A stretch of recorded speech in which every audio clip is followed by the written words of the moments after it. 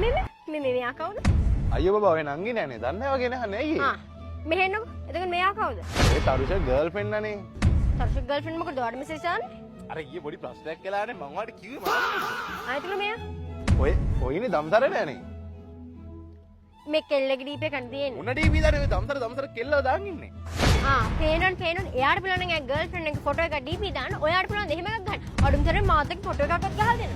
Photo එකක් තියා ඔයා මේ ආගේ යාළුවෙක් හා මාත් එක්ක එකටවත් ඉන්නවද? මා පැත්තක යාළුවත් එක්ක ගිහින් කතා කරනවා. කිසිම දෙයක් මං ඉල්ලුවට මං කියන දෙයක් කරන්නෙත් නෑ. ඒ වුණාට ඉතින් අනේ මට තේරෙන්නේ මට එපා වෙලා තියෙන්නේ නේ. ඔයාගේ වැඩමට තිත්තේ බැලුවොත් නැත්නම් අරයා වදුන්නගේ මෙයා වදුන්නගේ අරහෙන් කෙල්ලයි මෙහෙන් කෙල්ලයි එහාගේ නංගියා මෙහාගේ නංගියා නෑද වේ නංගියා කොච්චර කියලා මාත් කවදාද මටත් බහුව වෙන්නේ. ඇති මොන වගුලක්ද කරන්නේ? දැන් අවුරුදු 4ක් තිස්සේ ආදරය කළා තමසර මාව විශ්වාස නැද්ද?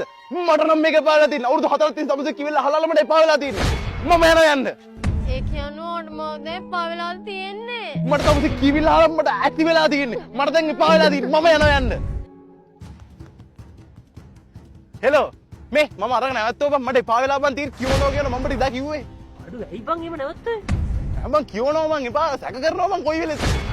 කරන්න එපා බං ඒ කිව්ව බෑ පට්ට ලව් එකේ හිටියේ බං ඒකේ හොඳ කෙල්ලෙක් බං මේ කතා බහ කරලා විසඳ ගනින් බං මට තේරෙනවා මං කොල්ලක් ගන්න මං ආයි කියලා කතා කරන්න බබා